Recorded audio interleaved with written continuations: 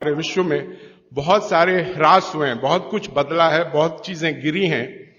मैं ये नहीं कहना चाहता कि हम केवल नकारात्मक रूप से देखें, लेकिन जब देखेंगे कि नकारात्मक चीजें ज्यादा बढ़ी हैं, हमारा परिवार टूटा है, भाई भाई को धोखा दे रहा है, व्यापारी व्यापारी को धोखा दे रहा है, अपने ही लोगों को मार रहे हैं। बेनजीर भुट्टो को कल अपनों ने ही मार दिया। ऐसी स्थिति पैदा हो गई है और सब कुछ बिगड़ गया। हमारी बच्चियां अपने माँ बाप के दर्द को समझे बगैर घर से भाग रही हैं। ये सारी समस्याएं इतनी ज्यादा हम लोगों के सामने हो रही है कि हम इसका समाधान ढूंढ नहीं पा रहे हैं। तो ऐसा मैं राजीव दीक्षित भाई से पूछना चाहता हूं कि ऐसा कफ, पित्त और वात का ऐसा कौन सा प्रकोप हुआ है जो हमारे समाज को इसने इस तरह से अस्वस्थ कर दिया है। तो अगर वो वाग्भट के कोई ऐसे सूत्र, शायद हो सकता उस समय विषमताएं इतनी नहीं रही होंगी जब वाग्भट ने इस चीज को लिखा, लेकिन ऐसा दूरदर्शी व्यक्तित्व निश्चित रूप से कहीं कुछ सूत्र लिखा होगा जिसको राजीव दीक्षित समझ सकते हैं। तो मेरी कोशिश ये होगी कि वो स्वास्थ्य के साथ वो हमारे समाज के स्वास्थ्य के लिए भी कुछ कहें तो अच्छा रहेगा। राजीव दीक्षित। जो मैं बताना भूल गया था कि आप सब जानते हैं राजीव दीक्षित जी पूरे देश में घूमते रहते हैं और इसके लिए वो किसी तरह का रकम या किसी तरह की राशि वो नहीं लेते हैं। और इनका पूरा का पूरा जो ये आंदोलन है वो सेवाश्रम में इनका जो ट्रस्ट है उस पर चलता है और वहां वो जमीन से जुड़ी हुई चीजों को वो महत्व देते हैं, उन लोगों को बढ़ावा देते हैं। जैसे उसने पहले दिन कहा कि कुम्हारों के लिए और खादी बनाने के लिए उन्होंने एक बहुत अच्छा काम वहां पे सेवाग्राम में किया है और सेवाग्राम से अभी खादी के कपड़े यहां आ चुके हैं। तो मेरी गुजारिश आप लोगों से है कि पूरा का पूरा कपड़ा आप खरीदें। यह राशि राजीव भाई को नहीं जा रही है, यह राशि उन गरीबों को जा रही है, उन जोलाहों को जा रही है जो इसके कार्यबद्ध हैं। धन्यवाद। परम पूजनीय साध्वी जी को वंदन। आज मैं आपसे वाग्भट जी के अष्टांग हृदयम शास्त्र की एक बहुत महत्वपूर्ण अध्याय की बात करना चाहता हूं, जिसकी तरफ प्रदीप भाई ने इशारा ही कर दिया। मैं खुद ही उसकी आज बात ही करने वाला था, उन्होंने कह दिया तो अच्छा ही हुआ कि हमारे शरीर में वात पित्त कफ की स्थिति अगर सम है तो हम जीवन भर निरोगी रहते हैं। और निरोगी शब्द की जब मैं बात करता हूं तो आप वाग्भट जी का जो निरोगी शब्द है वो शरीर से भी स्वस्थ और मन से भी स्वस्थ। और मन के बाद एक और स्थिति होती है चित्त की, वहां भी स्वस्थ। तो आप मन और चित्त और शरीर तीनों स्तर पर स्वस्थ हैं, ये उनकी भाषा है, निरोगी हैं। अगर आपका खाली शरीर स्वस्थ है और मन नहीं है, चित्त स्वस्थ नहीं है, तो निरोगी नहीं माना जाएगा आपको। कुछ ना कुछ तकलीफें आप अपने को देने वाले हैं, समाज को देने वाले। तो इसलिए वो कहते हैं कि आप अगर स्वस्थ हैं, ये तभी संभव है जब वात पित्त कफ आपके शरीर में सम है। सम होने के माने जितना वात चाहिए उतना है, जितना पित्त चाहिए उतना है, जितना कफ चाहिए उतना है। वात पित्त कफ तीनों दोष हैं। एक तरफ वाग्भट जी कहते हैं कि ये तीनों दोष हैं, त्रिदोष। लेकिन एक तरफ ये जरूरी भी है, ये भी महत्व की बात है। अगर ये नहीं है शरीर में तो आप शरीर से काम ही नहीं ले सकते। वात भी चाहिए, पित्त भी चाहिए, कफ भी चाहिए। बस उन्होंने ये कहा कि ये सम मात्रा में हो, जब जितनी जरूरत है उतने हो। जनवरी का महीना चल रहा है, मान लो अभी आ जाएगा कल से, तो जनवरी के महीने में वात जितना चाहिए, पित्त जितना चाहिए, कफ जितना चाहिए उतना अगर है तो बहुत अच्छा। फरवरी में, मार्च में, महीनों के हिसाब से जो आपका जीवन चक्र चलता है उसमें जैसी जैसी जरूरत हो उतना वात पित्त कफ होता रहे तो आपके लिए सबसे अच्छा। और अगर ये जरूरत के हिसाब से कम ज्यादा होता है, नहीं मिल रहा है, तो बहुत ही खराब। तो आप रोग ही रोग में डूबेंगे। ये है जो महत्व की बात समझने की है। तो वाग्भट जी ने कहा कि आपके जीवन में ये वात पित्त कफ जब जरूरत हो वैसे ही रहे, उसके लिए उन्होंने एक अध्याय लिखा, पूरा अध्याय लिखा। उसका नाम है दिनचर्या। दूसरा एक अध्याय लिखा, उसका नाम है ऋतुचर्या। एक अध्याय लिखा आहार द्रव्य का ज्ञान, माने जो खा रहे हैं उसके बारे में जानना, आहार द्रव्य का ज्ञान। फिर ऐसे करते करते उन्होंने 40 से ज्यादा अध्याय लिख डाले। कुल अध्याय में 7000 सूत्र में बार बार रिपीट कर रहा हूं ताकि याद हो जाए आपको। तो जो दिनचर्या वाला हिस्सा है वो अभी तक मैं बात नहीं कर पाया आपसे। आज मुझे एक दिन मिला तो मैं बात करता हूं, और व्याख्यान के अंत में जो प्रदीप भाई ने कहा वो इसमें जुड़ जाएगा अपने आप। दिनचर्या के बारे में भागवत जी कहते हैं कि सामान्य रूप से हमारे शरीर की अवस्था के हिसाब से हमें दिनचर्या तय करनी है, शरीर के हिसाब से। सबके लिए ये जर्नल नहीं है, ये ध्यान रखना। हर व्यक्ति के शरीर के हिसाब से ये बदलती है। जैसे मेरे बगल में बाबूजी बैठे हैं तो इनकी दिनचर्या मुझसे अलग होगी, और मुझसे छोटा कोई लड़का या लड़की है, भाई या बहन है, उसकी दिनचर्या मुझसे अलग होगी। तो आपकी सुविधा के अनुसार मैं 3 हिस्से करता हूं। मैंने पहले भी वो 3 हिस्से किए हैं। जवानी शुरू होती है 18-19 वर्ष में, इस देश में ऐसा माना जाता है। भागवत जी के हिसाब से ये बराबर नहीं है, आज माना जाता है। हमारे यहां 18 साल पर वोट देने का अधिकार आपको मिलता है, ऐसा माना जाता है कि आप में परिपक्वता है। भागवत जी कहते हैं कि जवानी 13 से 14 साल में शुरू हो जाती है। 13 से 14 साल में शुरू हो जाती है। पुराने लोग हमारे ऐसा ही मानते थे, 13 से 14 साल में युवा अवस्था शुरू हो जाती है। तो आप समझ लीजिए कि जन्म से लेकर 13-14 साल तक का एक भाग, 13-14 साल से लेकर 60 साल तक दूसरा भाग, और 60 साल के ऊपर तीसरा भाग। 3 तरह के लोगों की श्रेणी बना दी जाए।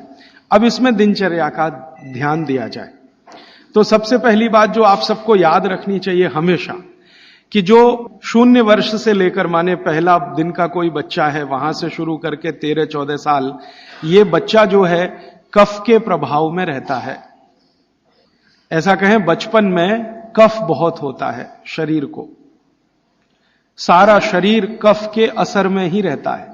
उस समय वात और पित्त दोनों कम होते हैं। पित्त तो थोड़ा रहता है, वात तो बिल्कुल ना के बराबर होता है बचपन में। इसलिए बचपन में 13-14 साल की उम्र तक के किसी भी बच्चे को या भाई बहन को मैं देखता हूं और वो मुझे कहता है कि मेरे घुटनों में दर्द है, तो मुझे बहुत हैरानी होती है कि ये कैसे आया। आना ही नहीं चाहिए। भागवत जी कहते हैं कि प्रकृति ने एक व्यवस्था बनाई हुई है। वो व्यवस्था ये है कि बचपन जो आपका गुजरेगा वो कफ के असर में होगा, कफ ज्यादा होगा। जिनको कफ ज्यादा होगा उनको घुटनों का दर्द होना ही नहीं चाहिए, कमर का दर्द होना ही नहीं चाहिए, हड्डियों में दर्द होना ही नहीं चाहिए, उनके बाल गिरने ही नहीं चाहिए, बाल बढ़ने ही चाहिए, उनके शरीर में कभी भी थकान होनी ही नहीं चाहिए। शरीर सोने के लिए ज्यादा प्रवृत्त होना ही चाहिए, क्योंकि कफ के असर में नींद बहुत आती है। तो 14 वर्ष की उम्र तक अगर कोई भी भाई या बहन, बेटा या बेटी 8 घंटे से 10 घंटे भी सो रहा है तो भी उसके लिए अनुकूल ही माना जाता है। तो कफ के असर में नींद बहुत आती है, वात के असर में नींद बिल्कुल कम हो जाती है। तो कफ के असर में अगर वो बच्चा है तो उसके शरीर की एक तरह की दिनचर्या, ऋतुचर्या है। फिर क्या होता है कि 14 साल से ऊपर लेके 60 साल तक जवानी मान लीजिए, तो इसमें पूरा शरीर पित्त के असर में रहता है। 14 साल से लेकर 60 साल तक पित्त का असर होगा। तो शरीर को पित्त का असर होगा ही ये इतने दिनों में। तो इनके लिए एक तरह की ऋतुचर्या, दिनचर्या। और तीसरा है 60 के ऊपर की जब उम्र हो जाती है तो वात के प्रभाव में आ जाता है पूरा शरीर। तो 60 के ऊपर उम्र जिनकी हो गई, अब वो मुझे ये कहें कि राजीव भाई घुटने दुख रहे हैं, तो समझ में आता, ठीक है भाई, स्वाभाविक है आपके लिए, हड्डियां कमजोर हो रही हैं, बिल्कुल स्वाभाविक है। ये उतना ही स्वाभाविक है जैसे आपके जीवन में बहुत सारी दूसरी चीजें स्वाभाविक होती है। तो 60 के बाद जब तक आप जीवित हैं वात के प्रभाव में है, 60 से पहले 14 वर्ष तक जब तक आपकी उम्र है आप पित्त के प्रभाव में है, और 14 वर्ष से कम आपकी उम्र है तो आप कफ के प्रभाव में हैं। तो मैं कफ से शुरू करता हूं। कफ से शुरू करें कि कफ प्रधान जो बच्चे हैं 14 साल तक, उनकी दिनचर्या कैसी होनी चाहिए।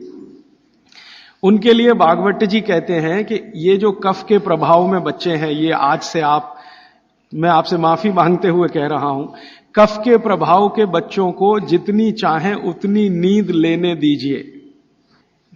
आप उनको टोका टाकी मत करिए। अक्सर मैंने देखा है मां बाप की जो टोका टाकी बच्चों के लिए, अरे इतनी देर सोता है, वो सोएगा ही, क्योंकि कफ के असर में है। तो आप जबरदस्ती उसको मार के पीट के उठाएंगे, चल पढ़ने को बैठ, होमवर्क कर, टीचर ने इतना दे दिया। अरे वो होमवर्क करके करेगा क्या? अगर वो अपने कफ के असर में है, वैसी उसकी दिनचर्या रखिए। तो भागवत जी कहते हैं कि जो कफ के असर में है उसको 10 घंटे तक की नींद स्वीकृत है, माने 10 घंटे तक वो 24 घंटे में सो सकता है। अब ये नींद वो 2 हिस्से में लेता है तो बहुत अच्छा, एक ही हिस्से में ले तो भी चलेगा, लेकिन ज्यादा बेहतर है कि 2 हिस्से में ले। माने रात को 8 घंटे तक सो जाए, 9 घंटे तक सो जाए, दोपहर को 1 घंटे जरूर सो जाए। लेकिन आप अगर कहेंगे कि कफ के असर में जो बच्चे हैं उनमें भी 3 कैटेगरी बनती है, 14 से 8 एक कैटेगरी, 14 साल से 8 साल, 8 साल से 4 साल एक कैटेगरी, और फिर 4 से 1 साल की कैटेगरी। तो 1 से 4 साल वाली कैटेगरी में भागवत जी कहते हैं कम से कम 16 घंटे की नींद, और 4 से 8 साल की कैटेगरी में वो कहते हैं कि कम से कम 12 से 14 घंटे की नींद, और बाद में वो कहते हैं जो 14 साल 8 से 14, तो वो कहते हैं कम से कम 8 से 9 घंटे की नींद। तो छोटे बच्चे अगर आपके घर में हैं जिनकी उम्र 14 साल से कम है, आप उनको सोने से मत रोकिए, क्योंकि कफ का असर है, और कफ का प्रभाव जब ज्यादा होता है ना, तो होता क्या है वो समझ लीजिए। कफ आप जानते हैं चिकना पदार्थ है, स्निग्ध पदार्थ है। कफ का मतलब है आपको खांसी आए और जो बलगम निकल जाए, जो बलगम है ना वो ही कफ है, ऐसा समझ ले। वो स्निग्ध है, चिकना है और बहुत भारी है। ये गुरु है, गुरु माने भारी, हैवी है, बहुत हैवी है, इससे ज्यादा हैवी कोई चीज नहीं। तो स्निग्ध है, चिकना है, भारी है, गुरु है, और जो भारी चीज होती है वो शरीर के ब्लड प्रेशर को हमेशा बढ़ाती है, हमेशा बढ़ाती है। हर भारी चीज, हैवी चीज आप कहते हैं ना, कहते हैं कई बार चिकित्सक हल्का खाओ जी, ज्यादा भारी चीज मत खाओ। हर भारी चीज शरीर के ब्लड प्रेशर को बढ़ाती है, क्योंकि भारी चीज जाएगी तो उसका गुरुत्व ज्यादा है, गुरुत्व ये ज्यादा है, तो वो बढ़ेगा। अगर ब्लड प्रेशर, तो आपके ब्लड प्रेशर को कंट्रोल रखने के लिए ज्यादा बढ़ गया तो तकलीफ आ जाएगी। तो बॉडी ने एक व्यवस्था बनाई, शरीर ने व्यवस्था बनाई कि आप ज्यादा नींद लो।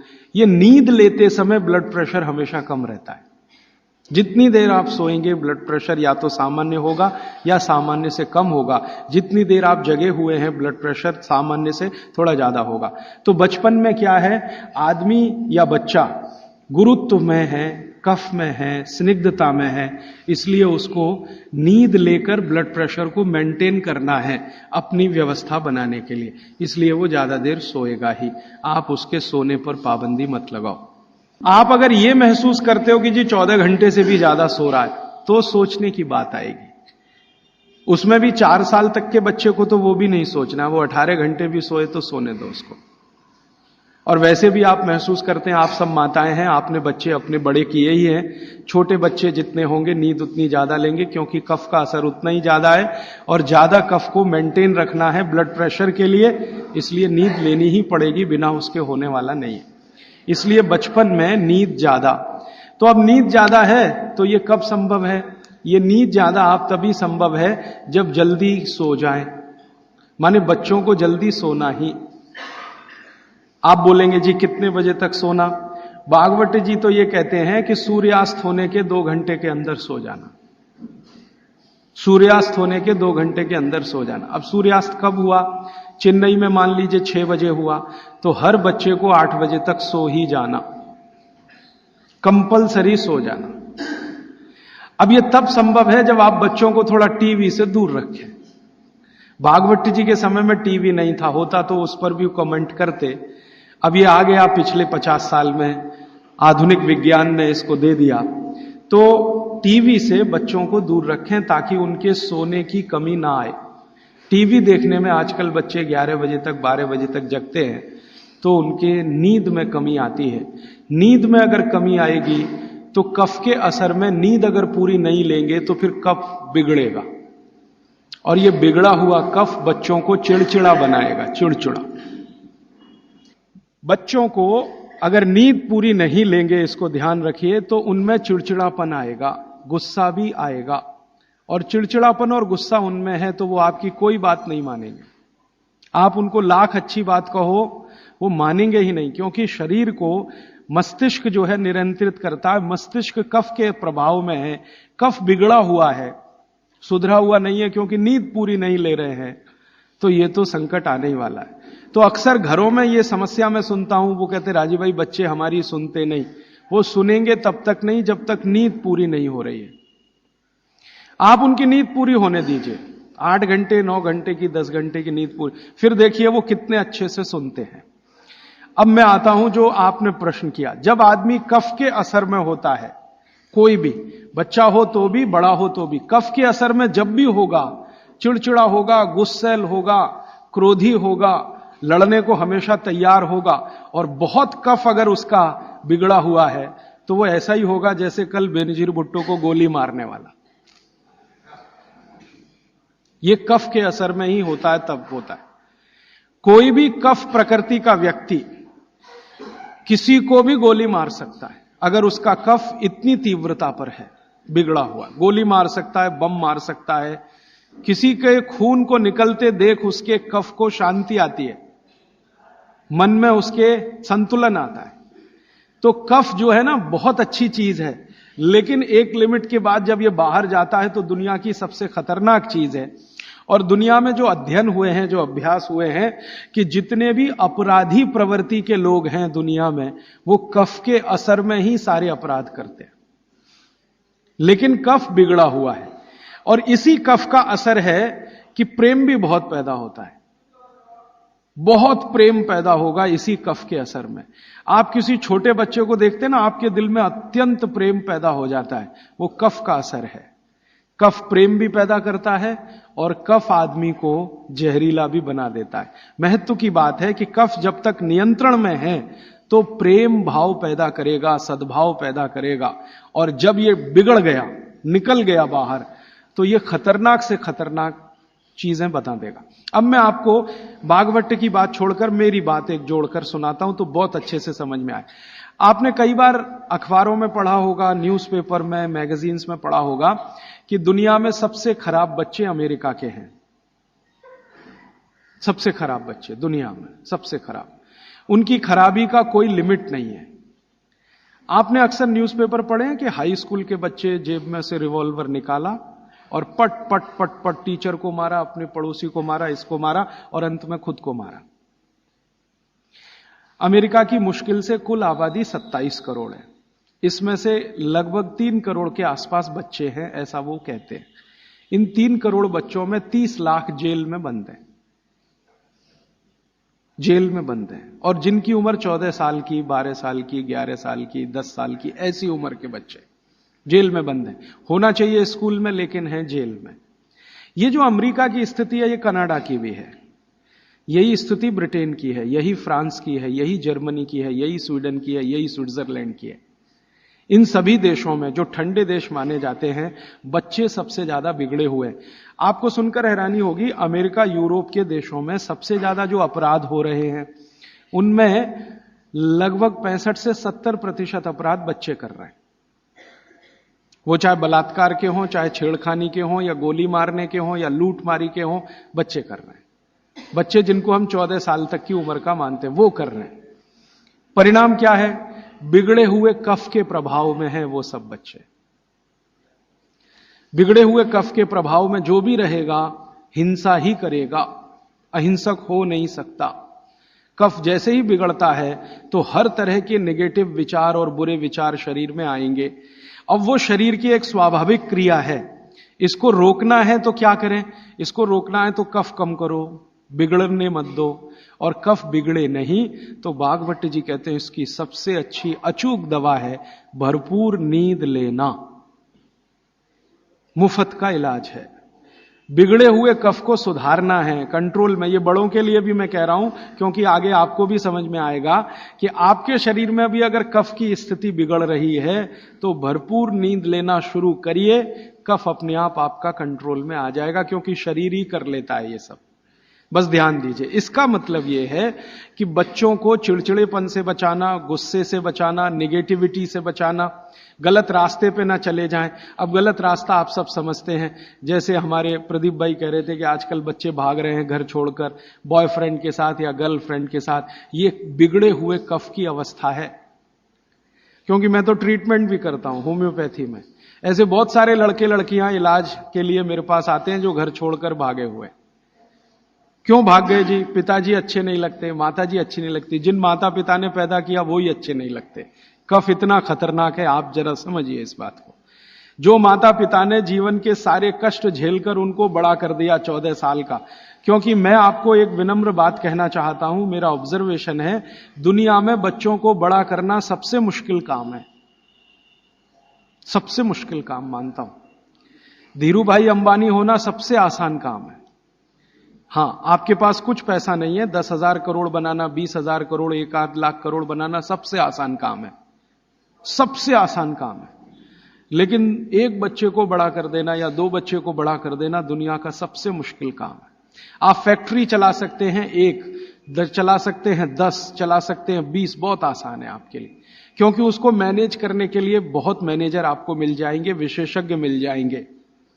लेकिन बच्चे को बड़ा करने के लिए मैनेजर किराए पे नहीं मिलता, मिलता है तो वो बच्चों को बड़ा नहीं कर सकता। दुनिया में एक्सपेरिमेंट हुए हैं, परिवार के बाहर बच्चों को बड़ा करने के सबसे ज्यादा एक्सपेरिमेंट यूरोप में हुए हैं। कॉन्वेंट है ना, कॉन्वेंट, ये बच्चों को बड़ा करने के ही केंद्र हैं। ऐसे बच्चों को जो परिवार से बिछड़े हैं, छूटे हुए, लावारिस बच्चे, कॉन्वेंट स्कूल सब फेल हो गए अमेरिका और यूरोप में। वो बच्चों को सिखा नहीं पाए जो सिखाना चाहिए, और ज्यादा कॉन्वेंट के बच्चे ही वहां मर्डर कर रहे हैं, हिंसा कर रहे हैं, जेब काट रहे हैं। तो बच्चे को बड़ा करना मैं मानता हूं दुनिया का सबसे मुश्किल काम है। और आप जो भी अपने बच्चों को बड़ा कर रहे हैं, आप समझ लीजिए दुनिया का सबसे मुश्किल काम आप कर रहे हैं। तो इसमें छोटी सी बात याद रखिए कि ये बच्चे ठीक से बड़े हों, कफ का बिगाड़ इनको कहीं गलत रास्ते पर ना ले जाए। तो इसके लिए बहुत सरल उपाय है कि नींद उनको भरपूर लेने दीजिए। कई बार आप ऐसा मत करिए, बच्चों को कई बार ऐसा लगता है झपकी आ रही है, तो आप जबरदस्ती पढ़ने को मत बिठाइए। कुछ बच्चे ऐसे हैं जो मेज कुर्सी पे बैठते ही ऊँघने लगते हैं, तो उनसे कहिए कि देखो किताब बंद कर दो और जाके सो जाओ। वो 20-25 मिनट सो के आएंगे, पहले से ज्यादा फ्रेश होंगे, क्योंकि सो के उठते ही कफ का असर कम हो जाएगा। और कफ के असर में पढ़ाई नहीं होती, ये और बात एक ध्यान दीजिए। कफ के असर में पढ़ाई नहीं हो सकती। पढ़ाई अच्छी करनी है तो पित्त के असर में ही होती है। पित्त बढ़ना चाहिए, कफ कम होना चाहिए, तभी पढ़ाई अच्छी होगी। तो जब तक कफ बिगड़ा हुआ है, असर उसका भयंकर दुष्प्रभावी है। पढ़ने के लिए मत बोलिए उनको, कहिए सो जाओ। कफ बिगड़ा हुआ हो तो सबसे अच्छा उपाय है कहो सो जाओ।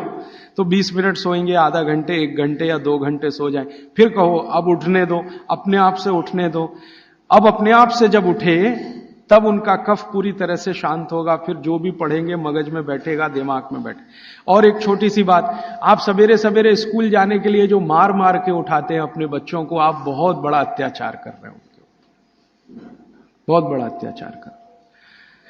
कारण क्या है वो समझ लीजिए, समझ लीजिए। वो ये मैं ये कह रहा हूं कि आप करें जरूरी नहीं है, लेकिन समझ जरूर लीजिए, ताकि आपको करते समय ध्यान में रहे कि मैं ठीक कर रहा हूं या गलत। बच्चों को मार मार के सवेरे जब आप उठाते हैं तो बहुत बड़ा अत्याचार उनके ऊपर होता है। वो क्या होता है, सुबह का समय कफ का समय है, दिन के हिसाब से सुबह का समय कफ का समय है। उस समय उनको सबसे गहरी नींद आएगी, वो प्रकृति का नियम है।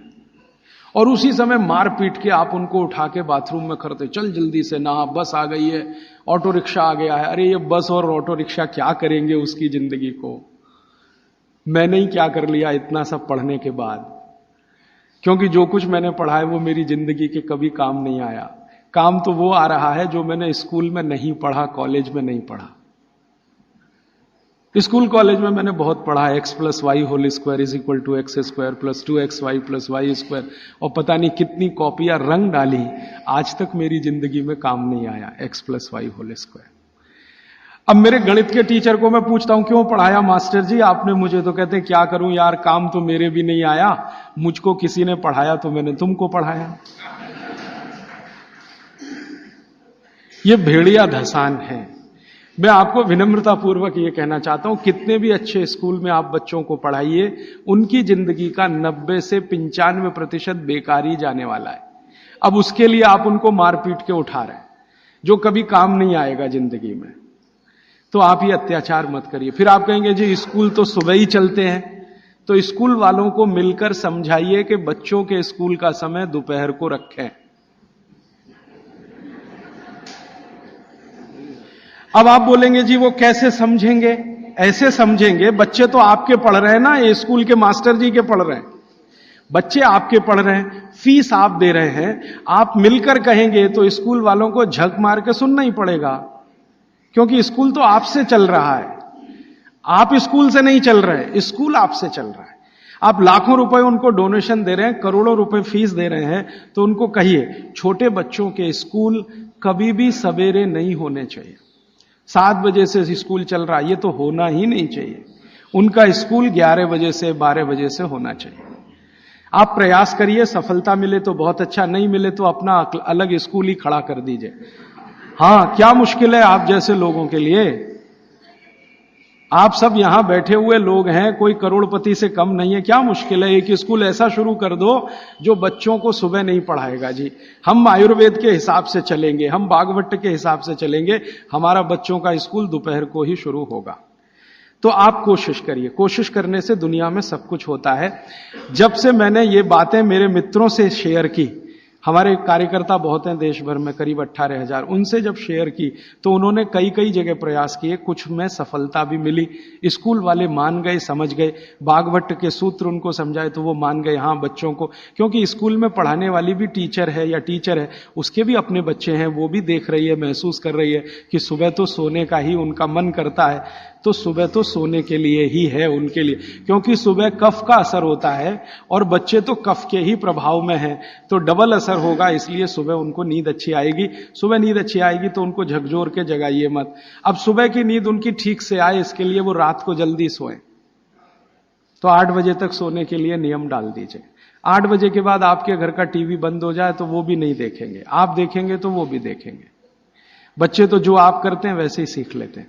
तो आप 8 बजे के बाद टीवी को बंद करने का नियम डाल दीजिए। बच्चों में आदत पड़ गई नींद आने की 8 बजे, तो वो सोएंगे, भरपूर नींद लेंगे, सुबह 6 बजे तक उठेंगे, बहुत अच्छे से उठेंगे। फिर आप चाहें तो उनसे कोई भी काम करवा सकते हैं, उनके मन में ना चिड़चिड़ापन होगा, ना गुस्सा होगा, ना कोई नेगेटिव थॉट होगा, क्योंकि नींद जीवन में उतनी ही बड़ी चीज है जितना भोजन। तो भरपूर नींद लीजिए या लेने दीजिए, क्योंकि वो कफ के असर में है। तो बच्चों की दिनचर्या में आप ये ध्यान रखिए कि 8 से 10 घंटे सोना कंपलसरी, एक बात। दूसरा, बच्चे कफ के प्रभाव में है, ये मैं बार बार कहूंगा आपसे ताकि याद रहे। बच्चे कफ के प्रभाव में है, और कफ का प्रभाव क्षेत्र जो है ना, वो जान लीजिए, हृदय से ऊपर और मस्तिष्क का अंतिम बिंदु, ये कफ का क्षेत्र है। हृदय से ऊपर, यहां से ऊपर पूरा ये कफ का क्षेत्र है। हृदय से नीचे नाभि तक ये पित्त का क्षेत्र है, और नाभि से नीचे पूरा ये वात का क्षेत्र है। तो बच्चे कफ के असर में हैं, तो ध्यान रखिए कि उनको जितने रोग होंगे वो यहां से ऊपर वाले ही होंगे बचपन के। नाक बहेगी, सर्दी होगी, जुकाम होगा, खांसी आएगी, ये सब इसी एरिया के रोग हैं। तो भागवत जी कहते हैं कि बच्चों को कफ के असर से बाहर लाते रहें, बिगड़े नहीं उनका कफ। तो इसके लिए बच्चों की मालिश, उन्होंने एक शब्द, बहुत सुंदर शब्द दिया, अभ्यंग मालिश। मालिश बहुत जरूरी है, बच्चों की मालिश बहुत ही जरूरी है। तेल मालिश, बच्चों की तेल मालिश बहुत जरूरी है। वैसे तो सब माताएं करती ही हैं, अनजाने में वो एक बड़ा काम कर रही हैं। कफ को कम करने की जो दूसरी चीज बताई है भागवत ने, एक तो मैंने बताया नींद, जो कफ की विकृति को कंट्रोल में लाती है। दूसरी चीज जो कफ को कंट्रोल करती है, नियंत्रित करती है, वो है मालिश, घिसाई, रगड़ाई, ये कफ को कंट्रोल करती है। नींद के बाद हो गई मालिश। तो बच्चों की मालिश अत्यंत जरूरी है। तो सुबह जब वो सोकर उठते हैं, शौच आदि से निवृत्त होकर आते हैं, तो उनकी मालिश होनी ही चाहिए। अब भागवत जी ने कहा है कि जो कफ के असर में है वो व्यायाम ना करे, वो प्राणायाम ना करे, योग आसन भी ना करे। ध्यान रखिए इस बात को। भागवत जी कहते हैं कि कफ के असर वाले व्यक्ति को ना तो व्यायाम, ना तो आसन, ना तो प्राणायाम, उसके लिए है मालिश, रगड़ाई चाहिए उसको शरीर के। ठीक है, तो मेरी आपको विनती है कि बच्चों को व्यायाम करने के लिए प्रोत्साहित मत करिए। कई बार माता पिता टीवी का चैनल खोल के वो रामदेव जी का चल रहा है, चल तू भी कर, उसके लिए नहीं है ये। व्यायाम, योग, प्राणायाम उनके लिए सबसे उपयोगी है जो पित्त के प्रभाव में है। वात के प्रभाव वालों को बहुत मामूली, पित्त वालों को सबसे ज्यादा, कफ वालों को बिल्कुल नहीं। योग, प्राणायाम, आसन कफ वालों को बिल्कुल नहीं, वात वालों को थोड़ा, पित्त वालों को सबसे ज्यादा। यह है सूत्र भागवत जी। तो बच्चों को मत प्रेरित करिए कि तुम आसन करो, कि तुम प्राणायाम करो, कि तुम ऐसी एक्सरसाइज करो। उनके लिए तो कफ के असर में है, तो ये एक्सरसाइज जितनी कम हो उतना अच्छा। मालिश करिए उनकी, भरपूर मालिश करिए। अब तीसरी बात, तीसरा सूत्र, बच्चों की मालिश कहां करें जी? पूरे शरीर में करें, पूरे शरीर में करिए। लेकिन भागवत जी कहते हैं कि कफ का असर कहां है? मैंने आपको थोड़ी देर पहले कहा, छाती से लेके ऊपर तक। तो ये जो इतना हिस्सा है इसकी मालिश ज्यादा करिए ताकि कफ थोड़ा शांत रहे। तो सीधे से बात अब मैं समझाता हूं, बच्चों के सिर की मालिश सबसे ज्यादा करिए। सिर, ये ऊपर का हिस्सा, धीरे धीरे धीरे धीरे तेल लगा के सिर की मालिश सबसे ज्यादा करिए। तो मालिश किससे करेंगे? तेल से। तेल जो है कफ नाशक है, तेल जो है ना कफ नाशक है।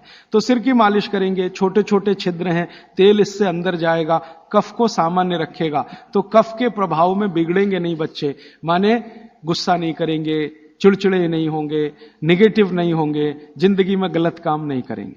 तो बच्चों के सिर की मालिश बहुत जरूरी है, सिर की मालिश। दूसरा वो कहते हैं कि कफ का जो दूसरा बड़ा स्थान है, एक तो सिर हुआ, दूसरे है कान। ये कान है ना, ये कफ के स्थान है। तो बच्चों के कान की मालिश रोज होनी चाहिए, जरूर होनी चाहिए। कान की मालिश कैसे करें? बस तेल लगाइए, हाथ में ऐसे ऐसे घुमाइए, फिर उल्टा घुमा दीजिए, फिर ऐसे घुमा दीजिए, और थोड़ा तेल कान में डाल के रखिए उनको, क्योंकि कफ का स्थान है कान। तेल डालते ही कफ शांत होगा। तो हमारी पुराने जमाने की जो माताएं हैं वो रोज बच्चों को कान में तेल डालती थी, वो अनजाने में बहुत बड़ा वैज्ञानिक काम करती थी। देखा ना पुराने जमाने की माताओं को। आज के जमाने की माताएं तो कहती चिपचिपा है तेल, तेल चिपचिपा है तभी तेल है, नहीं तो उसमें कुछ है ही नहीं। तो पुराने जमाने की माताएं बच्चों को बराबर कान में तेल डाल के रखती थी। तो बच्चों के कान में नियमित रूप से तेल डालिए। फिर आप बोलेंगे जी कौन सा तेल? तो इसमें भागवत जी सूत्र दे रहे हैं कि आप जहां रह रहे हैं उसके हिसाब का तेल। आप चेन्नई में रह रहे हैं, चेन्नई भारत के गर्म इलाकों में है, गर्म इलाकों में ठंडा तेल अच्छा, तो सबसे ठंडा तेल नारियल का तेल है। तो चेन्नई में रहने वालों को नारियल के तेल की मालिश, नारियल का तेल ही खाना। अब आप बिहार में जाएंगे और मैं वहां कर आकर आपको कहूंगा, तो कहूंगा जी आप नारियल का तेल बिल्कुल मत खाओ, मालिश भी मत करो। मैं कहूंगा सरसों का तेल खाओ, उसी से मालिश करो।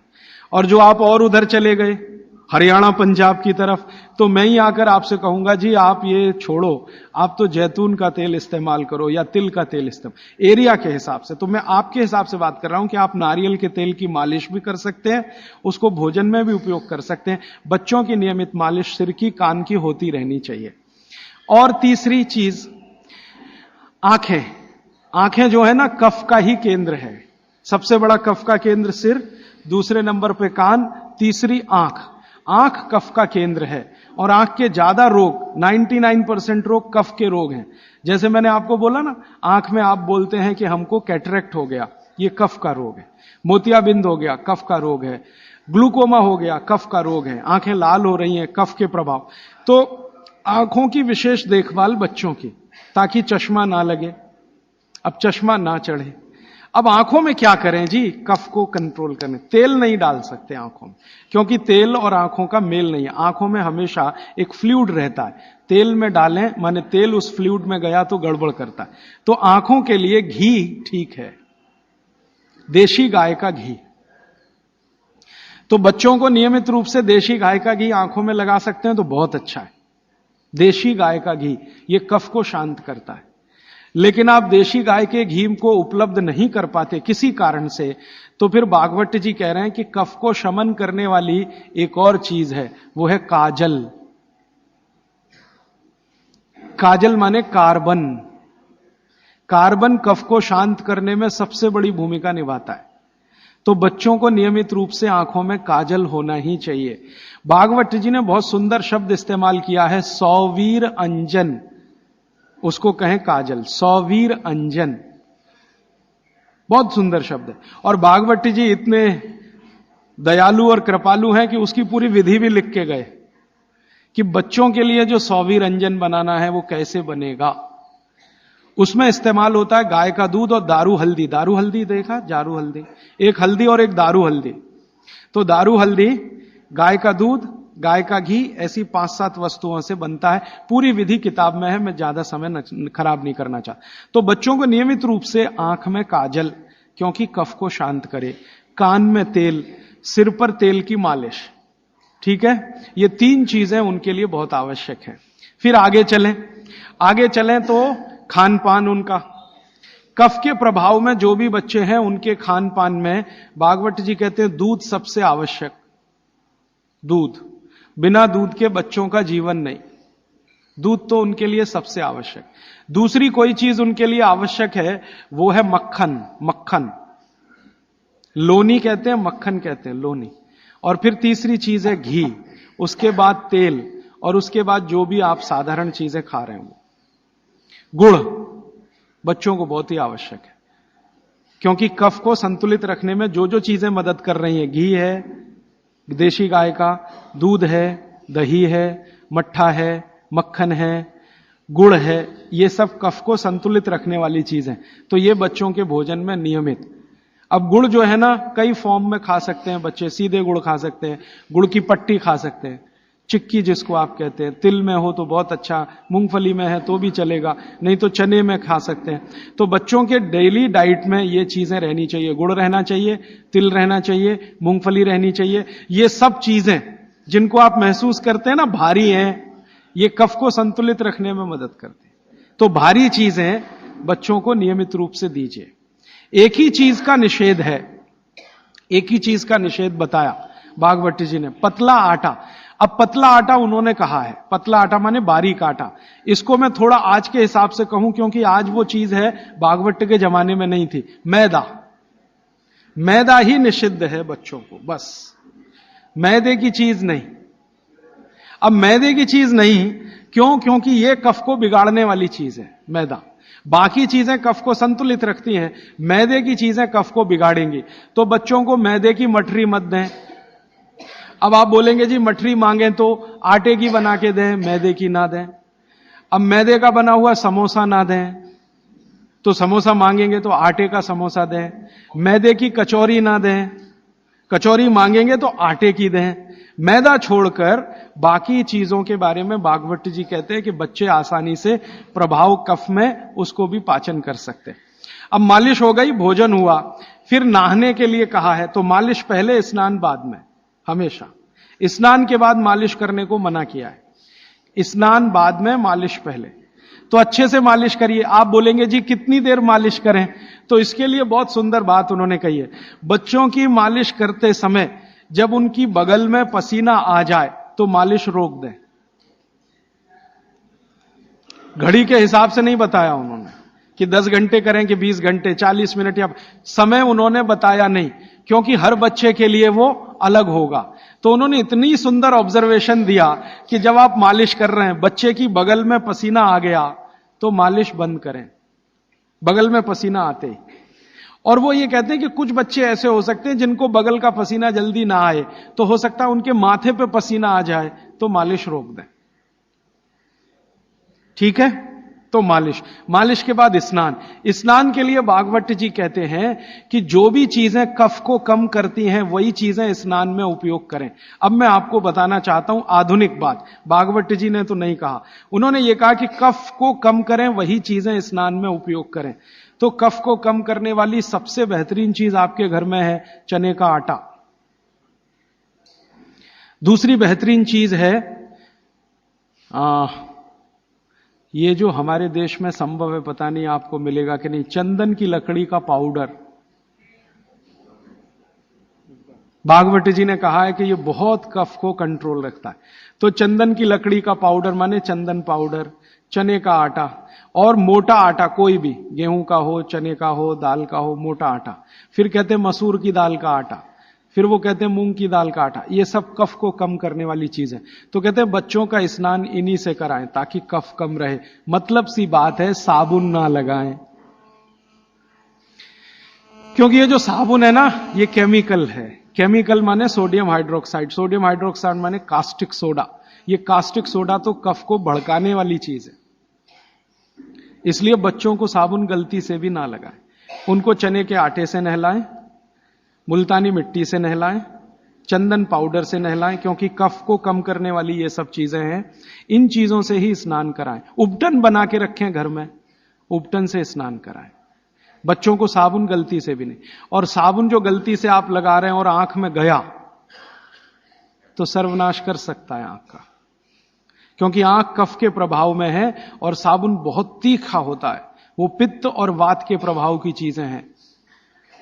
तो दुश्मन मिल गए दो एक साथ, साबुन और आंखों का जल, तो तकलीफ करेगा। वैसे भी बच्चे बहुत रोते हैं साबुन आंख में लगे।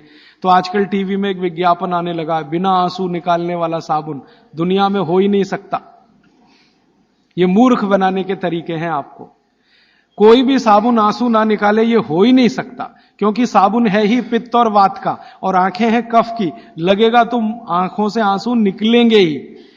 हां, एक ही समय में हो सकता है कि साबुन में कास्टिक सोडा सबसे कम हो, ग्लिसरीन और तेल सबसे ज्यादा हो। तो ग्लिसरीन और तेल अगर सबसे ज्यादा है तो उपटन में ही तेल मिला के नहला देना। साबुन क्यों खरीद के ला रहे हैं? 35 रुपए का आता है Johnson and Johnson baby soap, 350 रुपए किलो। 35 रुपए का 100 ग्राम, 350 रुपए किलो। काजू से महंगा है, काजू 200 रुपए किलो, साबुन 350 रुपए किलो। बादाम से महंगा है, बादाम 300 रुपए किलो, साबुन 350 रुपए किलो। और नहा के जाएगा कहां? पानी में ही जाएगा ना। 350 रुपए किलो की चीज पानी में बाहर है। उससे अच्छा काजू खिला दें उनको, बादाम खिला दें। तो नहाने के लिए उपटन जो बहुत सस्ता पड़ता है, और क्वालिटी उसकी कैसे चेक करें कि कफ को नाश करता है, कफ को शमित रखता है, कफ को शांत रखता है। इसलिए उपटन का स्नान बच्चों को जरूरी। आगे बढ़ें। बच्चों का स्नान होने के बाद उनके खान पान का मैंने बता दिया। ऐसी चीजें उनको नियमित खिलानी है जो कफ को कम करती है। मैंने 3-4 चीजों के नाम लिए। दूध है, दही है, मट्ठा है, हर मोटा अनाज माने बाजरी है, जवारी है, ये सब कफ को शांत रखने वाली चीजें हैं। गाय का घी है ना, मक्खन और घी, मक्खन ज्यादा अच्छा है बच्चों को बनिस्बत घी के, क्योंकि मक्खन कफ को शांत रखने में मदद करता है। तो मक्खन ज्यादा से ज्यादा उनके भोजन में रहे, और बाकी सब चीजें दाल चावल जो भी आप खाते हैं अच्छा। फिर उसके बाद शाम के समय 3-4 बजे के आसपास क्या होता है, उनका पित्त थोड़ा बढ़ेगा। 12 से 4 के बीच में पित्त बढ़ता है। 12 बजे तक कफ के असर में है, 12 से 4 के बीच में पित्त बढ़ेगा। तो उस समय ऐसी चीजें खिलाएं जो घी की बनी हुई हैं, घी की बनी हुई चीज। और रात को ये बच्चे थोड़ा वात के असर में आते हैं। कफ तो सबसे ज्यादा है, लेकिन रात को वात के, तो वात को कम करने वाली चीजें रात को उनको दें। और वो मैं पहले दिन भी काफी बता चुका हूं। तो ये हो गया बच्चों की दिनचर्या। 7 बजे सोने के लिए का माहौल बनाने के लिए तैयारी करें। 7 बजे तक माहौल बने सोने का तो 8 बजे सोएंगे। और माहौल बनाने में सबसे बड़ी मदद करेगा टीवी का स्विच ऑफ। मेरी तो आपको विनती है कि घर के छोटे बच्चे हैं ना, तब तक केबल कनेक्शन ना लें। छोटे बच्चे जब थोड़े समझदार हो गए हैं तो चलो चलेगा, क्योंकि समझदार होने से मतलब उनको मालूम होना चाहिए कि कहां स्विच ऑफ करना है।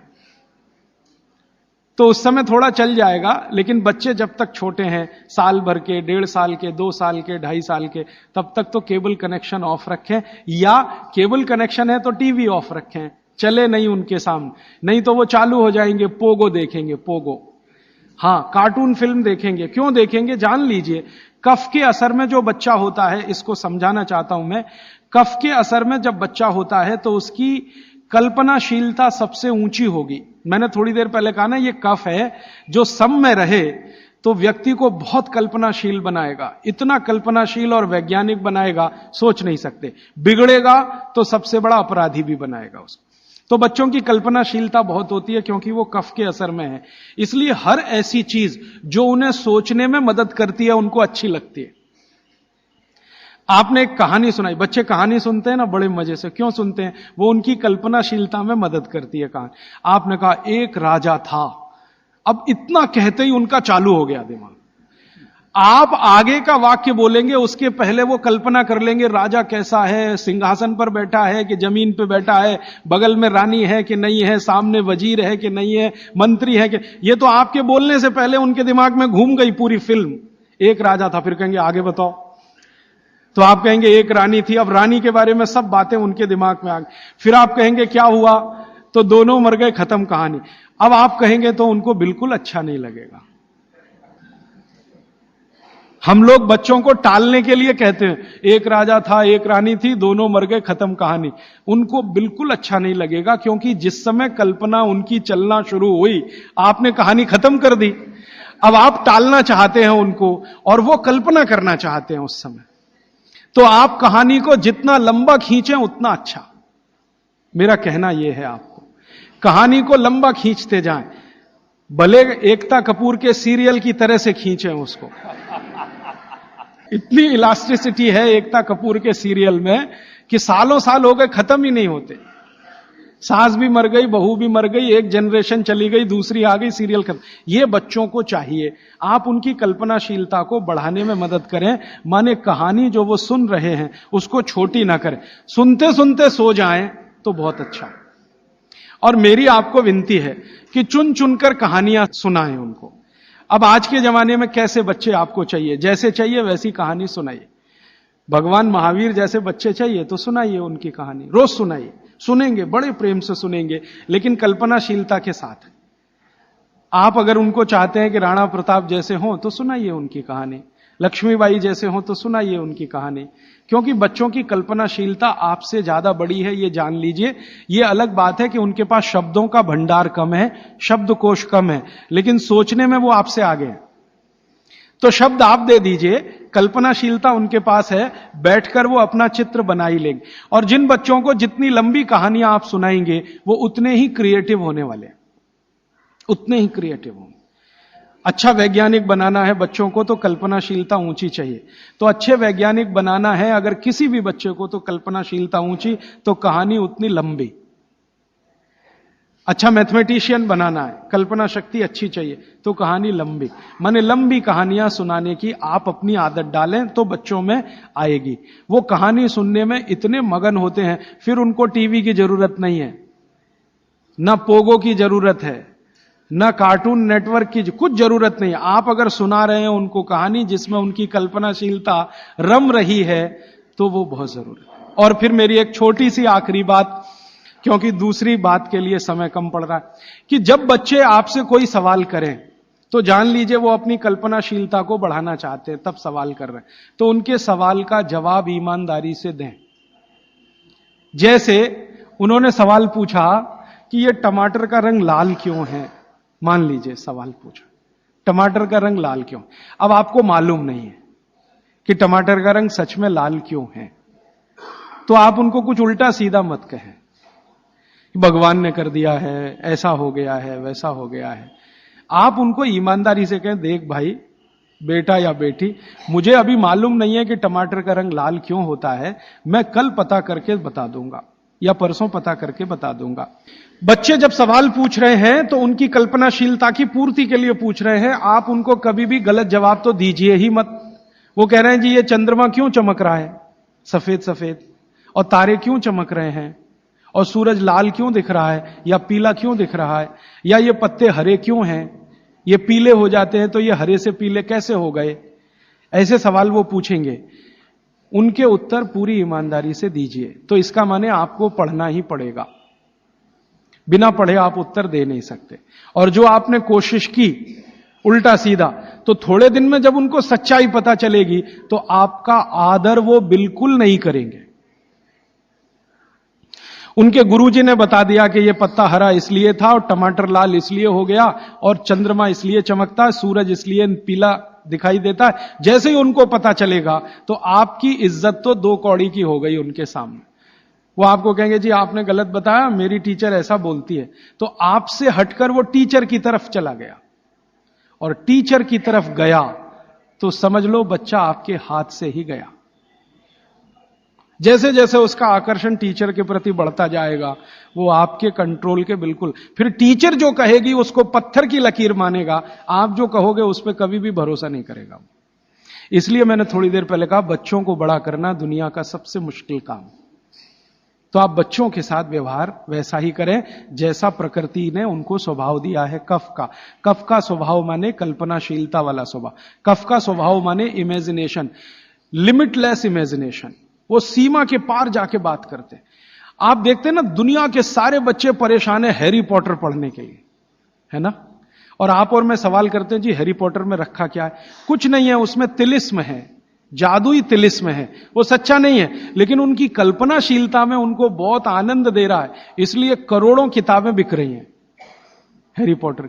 आप पसंद करें या ना करें, क्योंकि बच्चे कफ के असर में हैं, कल्पनाशीलता उस समय सबसे ज्यादा है। तो जादुई बातें, तिलिस्मी बातें, जादूगर की बातें, ये सब उनको अच्छी इसलिए लगती हैं कि कल्पनाशीलता बढ़ाने में ये सब मदद करती है। ये जासूसी उपन्यास जितने हैं ना, बच्चे बहुत प्रेम से पढ़ते हैं, चाहे वो अमेरिका में हो या हिंदुस्तान में। बस अंतर है, अमेरिका में अंग्रेजी में पढ़ेंगे, हिंदुस्तान में हिंदी में जरूर पढ़ेंगे। चंदा मामा एक पत्रिका आती है बच्चों की, चंदा मामा या नंदन, चुन चुन के ऐसी कहानियां हैं उसमें जो उनकी कल्पनाशीलता बढ़ाती हैं। तो वो लड़ेंगे आपसे, चंदा मामा चाहिए, नहीं तो ये किताब चाहिए, अमर चित्रकथा चाहिए, ये चाहिए, ये चाहिए। अब आपके ऊपर है कि आप उनकी कल्पनाशीलता कितनी बढ़ा सकते हैं। 14 साल तक विशेष ध्यान रखें बच्चों का।